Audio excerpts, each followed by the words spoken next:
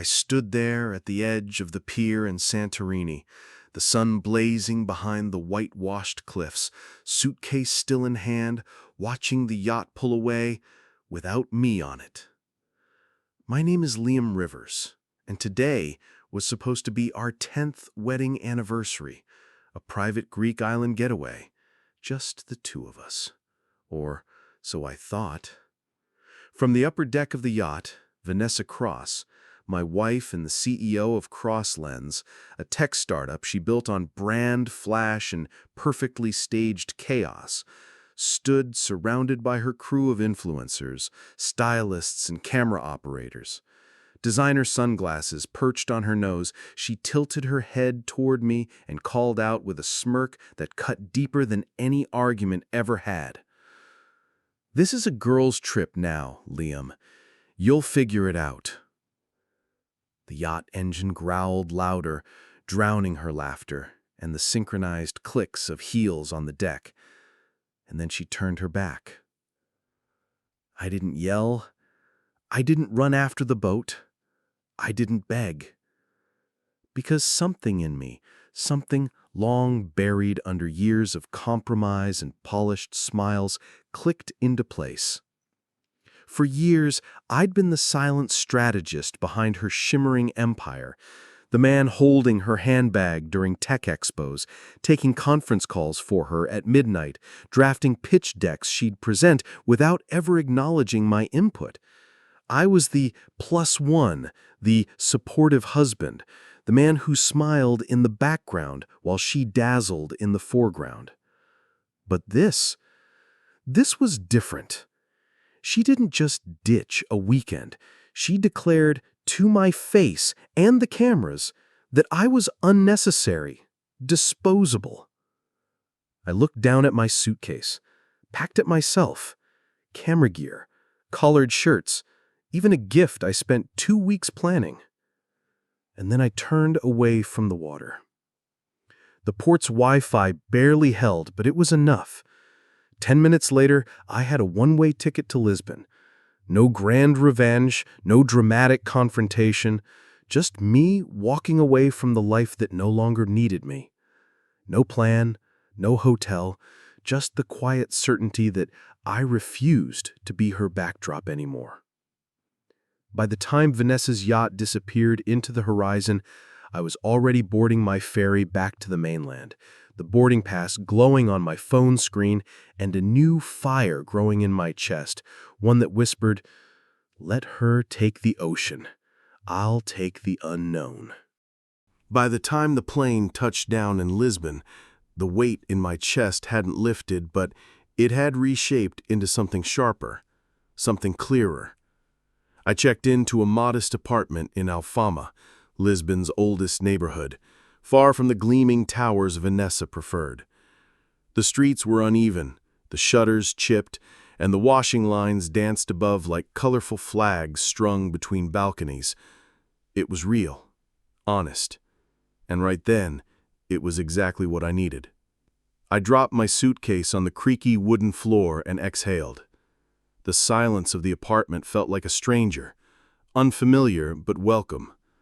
For the first time in a decade, I didn't have to answer to anyone's calendar, coordinate anyone's photo shoot, or proofread a press release written by someone who thought I was just the helpful husband. That night, I opened a drawer, pulled out my old Leica camera, and dusted off the lens. It still worked, a little scratched around the edges, but that made it better somehow. Like me. Photography had been mine before Vanessa made it a prop. Back then I used to shoot with purpose, angles, contrast, emotion.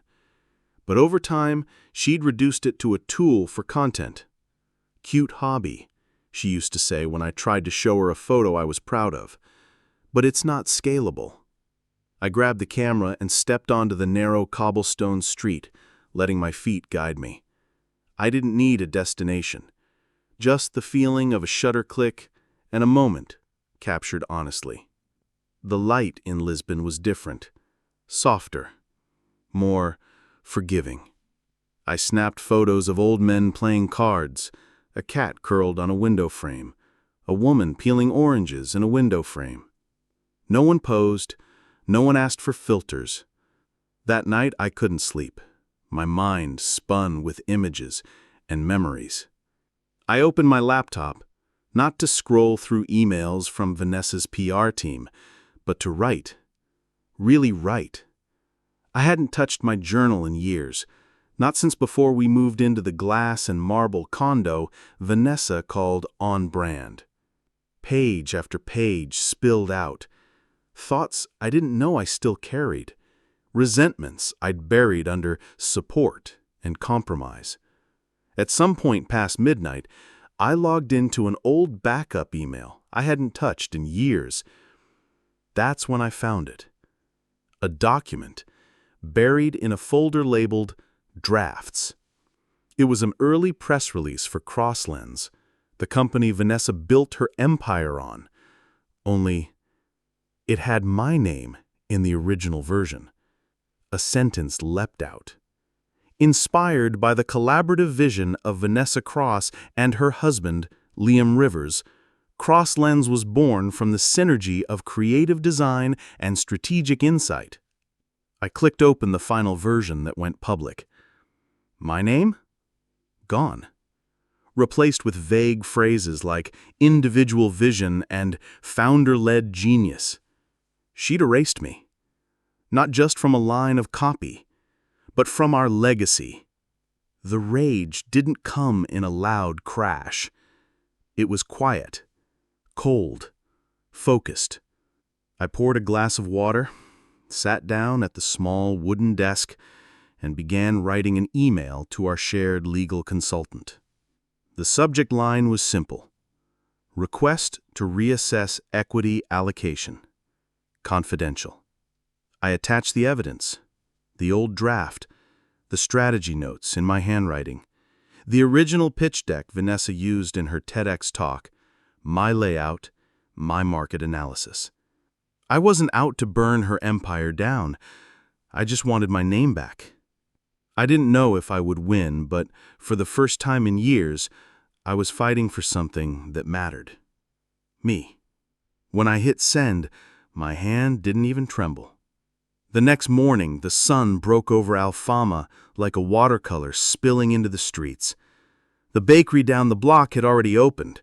I picked up a cup of bitter espresso and a pastel de nata, and sat on the steps outside my door, camera resting in my lap. I didn't feel victorious, but I felt real. And that was a start. A few days after sending that email to the legal consultant, the weight in my chest had turned into motion. Lisbon wasn't just a city anymore. It was a living gallery, and I had a lens that finally felt like mine again. Each morning, I'd wander down the narrow alleys of Alfama, camera in hand, following the smell of bread and the rhythm of the city. The light poured through laundry lines like golden ribbons. Strangers smiled easily. I captured it all. A boy chasing pigeons in the plaza, a butcher waving as he wiped his hands on his apron, a grandmother with deep lines carved into her face, watering potted flowers outside her window. For the first time in years, I wasn't documenting for an audience. I was seeing for myself. One evening, just as the sun was dipping behind the pastel buildings, I stumbled upon a flyer tacked to a cafe wall. The design was minimal, just a white square with black text that read, Rebuild, Digital Identity Workshop and Exhibit, curated by Isla Marin. Below was the location and a time, 7 p.m., tonight. I don't know what pulled me toward it. Maybe the word identity, maybe the timing. But I changed direction and made my way to the address, a tucked-away studio in Bairro Alto, lit with string lights and pulsing with soft music. Inside, the space buzzed with quiet energy. Sculptures made of broken screens and glitched-out canvases lined the walls. And in the middle of it all stood Isla Marin, a visual artist I'd never heard of, but instantly recognized as someone deeply in tune with truth. She wore a paint-stained denim jacket, thick curls piled on top of her head, and a gaze that cut through the air. "You're new," she said, as I wandered closer to one of the installations. It was a video loop of distorted selfies, faces dissolving and reforming like digital ghosts. "I'm just visiting," I replied. "Perfect," she smiled. "This city changes visitors. We're doing a session tomorrow, deconstructing and rebuilding personal imagery. You in?" I paused, unsure. What does that even mean? She tilted her head. "We're erasing who we've pretended to be, letting who we really are come forward. You look like someone who needs that." And she was right. The next afternoon, I arrived at the studio with my camera, a few printed shots, and a nervous energy I hadn't felt since my college art days. There were 6 of us: a sculptor, a dancer, 2 graphic designers, a retired teacher, and me. Isla handed each of us a tablet connected to a projector. She said, "Pick one image and start with what no longer represents you." I hesitated. Then, I uploaded the photo. It was from a gala Vanessa and I had attended 3 years ago. She stood dazzling in her metallic gown, arms stretched wide for the cameras. I was beside her, barely. Cropped at the shoulder, a shadow in tailored fabric. A ghost. I dragged my finger across the screen, watching her glittering figure pixelate, then vanish. My half-smile faded next. The velvet backdrop disappeared. I was left with a blank screen. Then, I started to rebuild. I layered in textures from Lisbon, the cracked stucco walls, cobblestones, the curve of the Alfama rooftops. I placed my own silhouette, not as an accessory, but at the center. I painted in the old man's face from the bakery, the eyes of the flower seller, the streets I'd walked alone. The new image was imperfect, raw, a bit fragmented, but it felt true. Isla leaned over my shoulder as the final render came into view. "This," she whispered, "is not about revenge. It's about resurrection." And for the first time in years, I felt seen. Not as Vanessa Cross's loyal husband, not as the guy who took her photos or made her pitch decks, but as Liam Rivers, the artist who had something to say and was finally saying it. When the workshop ended, Isla asked if I wanted to showcase the image at the open studio night later that week. "It's not polished," I told her. "Exactly," she said. "That's why it's honest." That night, back in my apartment, I looked at the final image glowing on my screen. A man standing in the middle of a Lisbon street, surrounded not by luxury or flashblums, but by life. His own. I uploaded it to a new folder I labeled Uncropped. It wasn't for Vanessa's followers. It wasn't for approval. It was for me. 3 days after the workshop, the city was buzzing with the arrival of the Lisbon Innovators Summit, Europe's most high-profile tech gathering where venture capitalists, AI visionaries, and startup founders mingled over espresso and accolades. Vanessa Cross was scheduled to be the keynote speaker, front and center as always. But behind the scenes, everything was unraveling. Her PR team was scrambling after someone leaked the separation notice, and rumors about the co-founder she'd cut out were swirling. Liam hadn't planned on showing up, but when Elliot Tran, one of Vanessa's earliest collaborators, and another casualty of her ambition, called him with an invitation, Liam felt something shift. "You've got more fans in that room than you think. And it's time someone finally said your name out loud," Elliot had said. Isla went with him, dressed simply in black and denim, her camera slung casually across her shoulder. She wasn't there as a +1. She was there as an anchor. The venue was towering and modern. Glass walls, neon signage, the scent of expensive cologne mingling with freshly ground coffee. Liam walked in quietly, avoiding the press zone, but as soon as they entered the main hall, heads started turning. He kept his shoulders relaxed, nodding to Elliot, who waited near the front. "You're not nervous?" Elliot asked, handing him a glass of water. Liam shrugged. "I'm not here for her. I'm here for clarity."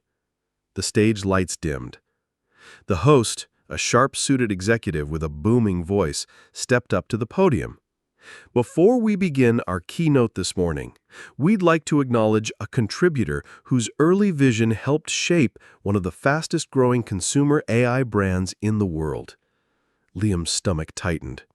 In a world where recognition often skips over the quiet builders, let's take a moment to appreciate the person who first drafted the brand language, tone, and values that drove NeuroBloom from concept to global recognition.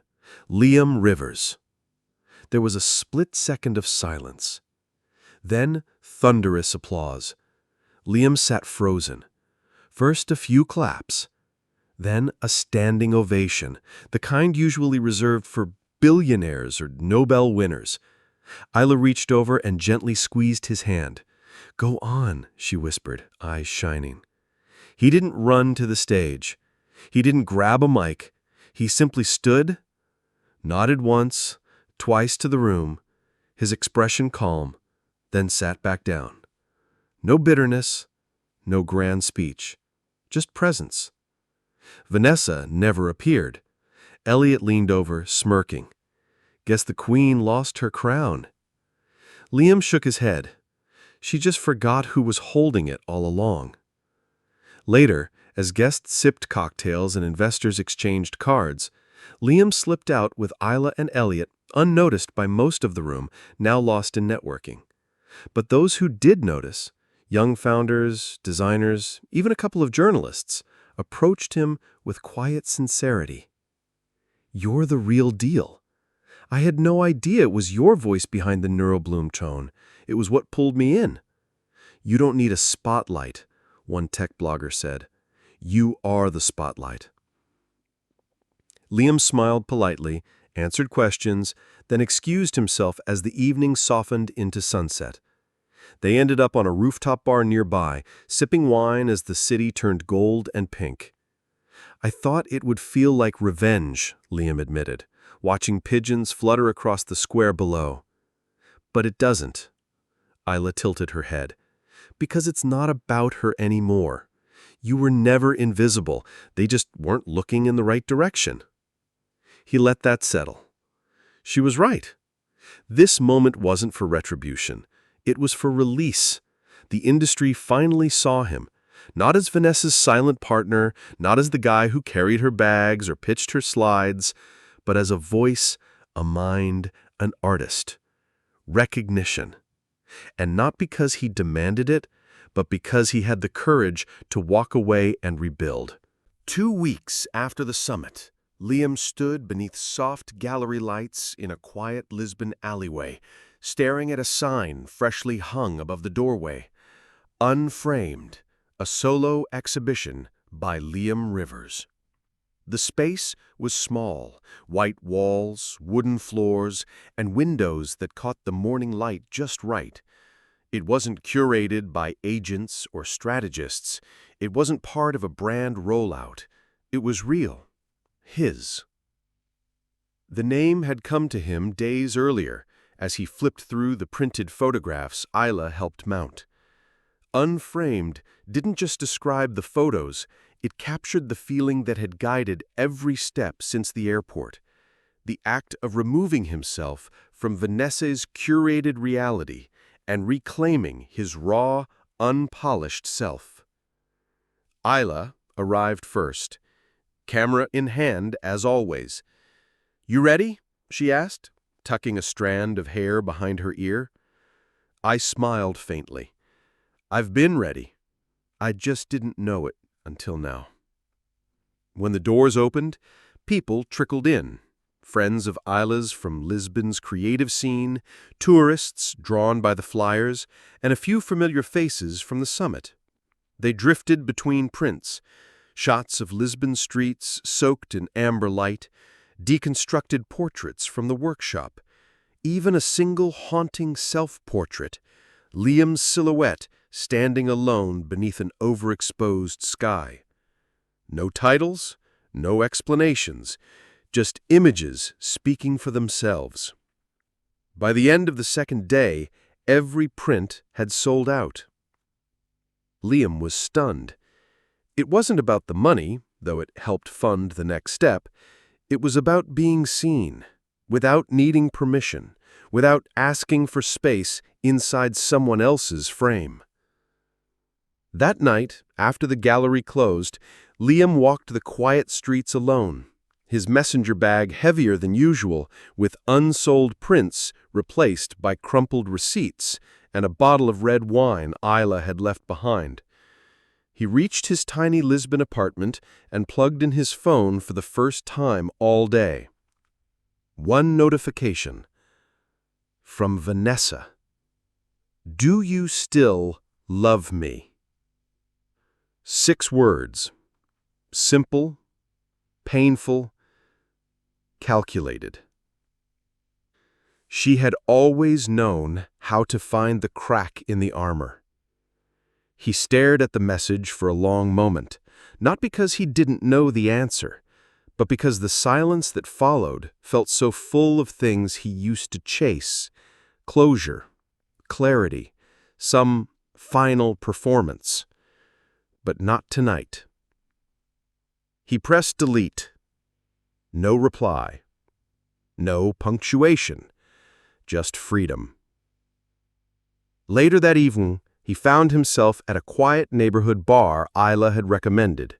Faded wood panels, dim lights, locals playing cards in the back, a chalkboard menu with 3 things on it.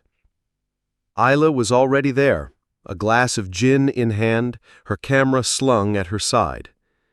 "You came," she said, sliding him a drink without asking what he wanted.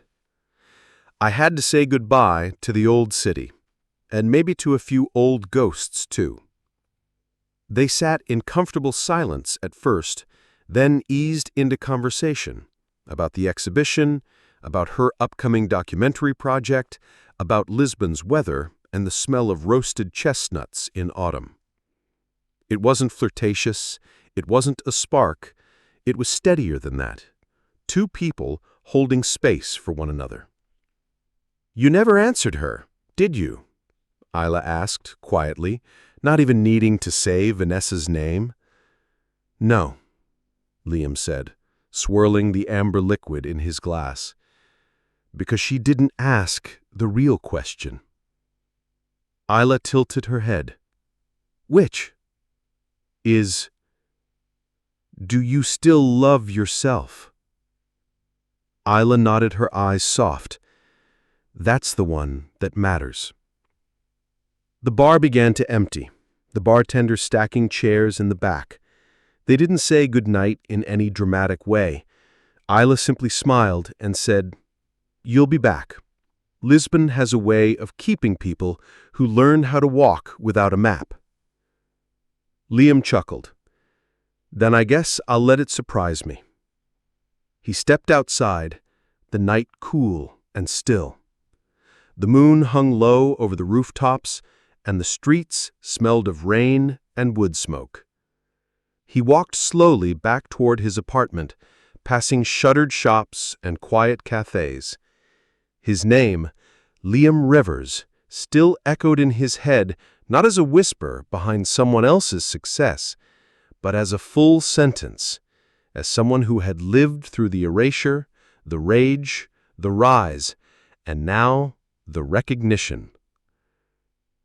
He wasn't anyone's +1 anymore.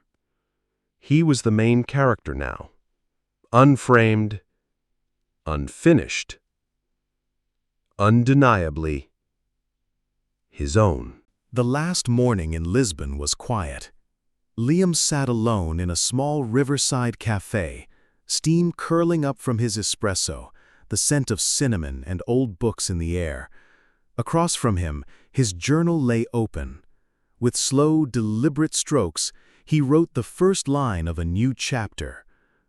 Liam Rivers, no longer a shadow, but a silhouette in full light. The noise of the past few weeks, The airport humiliation, the cold texts from Vanessa, the summit whispers, had faded, not because they were irrelevant, but because he no longer carried them. He had turned every bruise into a brushstroke, every silence into space. He never answered Vanessa's last message, not because he was angry, but because he didn't need to explain the peace he had earned. His gallery was sold out, his photos now hung on the walls of strangers' homes across Europe, and most importantly, his voice was no longer an echo. It was his own melody. Liam had spent years reducing himself to fit inside someone else's frame, convinced that being supportive meant being silent. But Paris taught him how to walk again. Lisbon taught him how to stand. And that last exhibit? It taught him how to fly. He paid his bill, tucked the journal into his satchel, and stepped outside. The wind off the river kissed his face. The city stretched before him like a blank page, and this time he wasn't afraid of the empty space. He had nothing left to prove to Vanessa, or the world, only something to continue becoming. Because sometimes the most powerful revenge isn't proving someone wrong. It's no longer needing to. Have you ever walked away from something that once defined you? Tell us in the comments. Your story might help someone else take that first step. If this story spoke to you, don't forget to like, subscribe, and share. We've got more powerful tales of healing, justice, and self-discovery coming your way.